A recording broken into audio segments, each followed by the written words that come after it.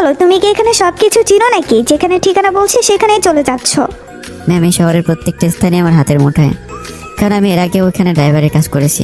তোমাকে দেখে মনেই হচ্ছে না যে তুমি একজন ড্রাইভার। ম্যাম, সবাই এটাই বলে। আপনাদের ঠিকানায় চলে এসেছি। হুম।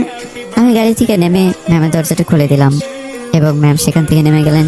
তুমি এখানেই দাঁড়াও, ভুল করেও ভেতরে এসো না। কিন্তু ম্যাম, এখন তো সন্ধ্যা হয়ে গেছে, কতক্ষণ লাগবে আসতে? যতক্ষণই লাগুক সেটা তোমার না জানলেও চলবে, যা বলছি তাই করো। কিন্তু ম্যাম, আমাকে তো আপনার সাথে যেতে হবে। এই সন্ধ্যাবেলা আমি আপনাকে একা ছাড়তে পারি না, কারণ আপনি আমার বাকিটা আর বলতে দিল না। নিজের লিমিট ক্রস করো না। এখানে বস তুমি নও, আমি। আর বসের কথা সবসময় মেনে চলবে, না হলে ভালো হবে না। যত সব। ঈশিতা ম্যাম এটা বলে ক্লাবের ভিতর চলে গেল। কিন্তু ম্যাম আমাকে আর বলতে না দিয়ে তার আগে চলে গেল। কিন্তু আমার এখানে বসে থাকলে চলবে না। আমি স্পষ্টভাবে জানি এই ক্লাবটা মোটেও ভালো না, কিন্তু এখন যদি আমি ভিতরে যাই তাহলে ভিতরে সকলে আমাকে চিনে ফেলবে।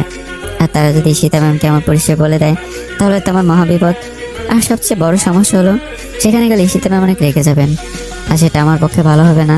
তাছাড়া ভিতরে যারা যারা আছে তাদের নাম্বার আমার কাছে নেই, কারণ আমি আমার সকল সিম খুলে ফেলে নতুন সিম নিয়েছি। এখন আমি কি করব? না পারছি যেতে, না পারছি এখানে থাকতে। কারণ আমি যদি এখানে থাকি তাহলে ভিতর থেকে যারা আসবে তারা আমাকে চিনে ফেলবে, তারপর সেই খবর বাবার কানেও চলে যাবে। না, এটা দিলে চলবে না, আমাকে একটু লুকিয়ে থাকতে হবে। আমি গাড়িটিকে পার্কিং করে ভিতরে বসে রইলাম। রাত 10টা বাজতে চলেছে, কিন্তু ম্যামের দেখা নেই। ভেতরে কি কোনো ঝামেলা হয়েছে নাকি? আরও কিছুক্ষণ অপেক্ষা করার পর দেখলাম ঈশিতা ম্যাম বেরিয়ে এলেন। দেখে মনে হচ্ছে অনেকটা রেগে আছেন, কিন্তু কেন? কিছু হয়েছে নাকি? আমি ওনার বডিগার্ড, আমাকে তো সব জানতে হবে। ম্যামের জন্য গাড়ির দরজাটা খুলে দিলাম। ম্যাম, কিছু হয়েছে? কোনো সাড়া নেই, চুপচাপ গাড়িতে বসে পড়লেন।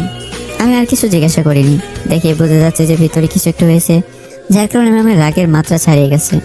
বেশি রেগে গেলে কি না কি বলে তার কোনো ঠিক নেই। আমি সামান্য বসে গাড়িটাকে স্টার্ট দিলাম, তারপর সোজা বাড়ি চলে এলাম।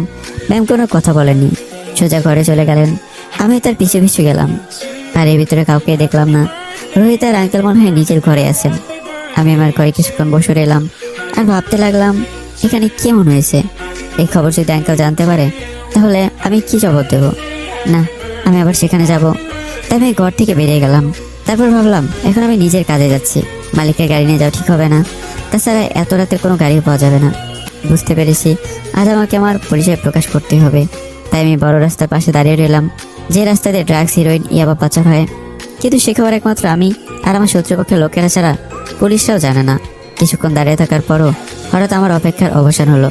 দেখলাম আমার শত্রুপক্ষের একজন মোটরসাইকেলে করে এদিকে আসছিল। আমাকে সেখানে দেখতে পাইনি। আমি মুখটা দেখে তার সামনে দাঁড়ালাম। কে তুই? এখানে কেন আসলি? রাস্তা থেকে সরে দাঁড়া। তোর মোটরসাইকেলটা আমার লাগবে। কি? আমি তোকে আবার মোটরসাইকেল দিব কেন?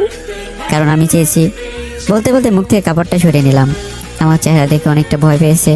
মোটরসাইকেলটা সেখানে ফেলে রেখে দৌড়ে পালিয়েছে। হয়তো কখনো ভাবেনি যে আমাকে সে সামনাসামনি দেখতে পারবে। ভাববে বা কি করে? আমি তো কখনো কারো সামনে আসিনি। এসেছে আমার ছবি, এতে এরা সবাই আতঙ্কিত।